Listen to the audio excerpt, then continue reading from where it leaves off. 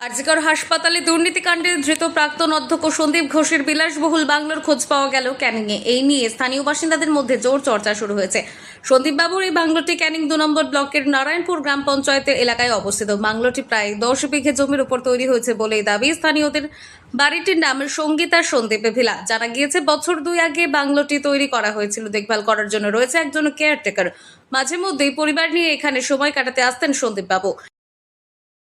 কি যা শুনেছেন? আমরাও শুনেছি। হ্যাঁ, কিনেছিল তো আমাদের জানা না। যখন কাজ হয় তারপরে আমরা জানতে পারি যে আরজিকর মেডিকেলের উনি সুপার, সেই যাতায়াত করতো।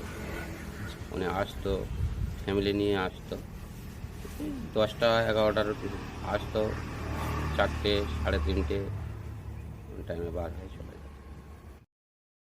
খাওয়া দাওয়া করে আবার বেরিয়ে পড়তেন, কিন্তু আরজিকর কাণ্ডের আগে থেকেই এখানে আর আসেননি প্রাক্তন অধ্যক্ষ।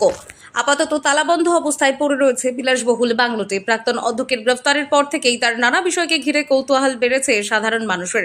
আর এবার তার এই বিলাসবহুল বাংলোকে ঘিরেও আগ্রহ তুঙ্গে। স্থানীয় বাসিন্দাদের অভিযোগ, দক্ষিণ 24 পরগনার ক্যানিং 2 নম্বর ব্লকের ঘুটিয়ারি শরীফের নারায়ণপুর মৌজাতে কেনা হয়েছে কয়েকশো বিঘা জমি। শুধু তাই নয়, সেখানে গড়ে তোলা হয়েছে বিলাসবহুল বাংলো বাড়ি। পুরো ফ্যামিলি নিয়ে আসতো, হ্যাঁ, সারাদিন থাকতো। কি মনে হয় রাতেও থাকতো নাকি? না, না রাতে দেখি না, বিকালবেলাই বার হয়ে যেত। কোনো কি নার্স বা ডাক্তার যারা রয়েছে তারা কি আসতো? কিছু না, ওগুলো চোখে পড়ে। ফ্যামিলি নিয়ে আসতো, বাবা আর ওয়াইফ আসতো। আগে কিনেছিল তো, যে কোম্পানি থেকে কিছুটা তৈরি করে দিয়েছিল, তারপরে উনি খরচা করে কিছু তৈরি করেছে। স্থানীয় বেশ কিছু যুবক সেখানে ফার্ম হাউস তৈরি করেছেন, কিন্তু পুরোটাই চলতো সন্দীপ ঘোষের নির্দেশ মতো।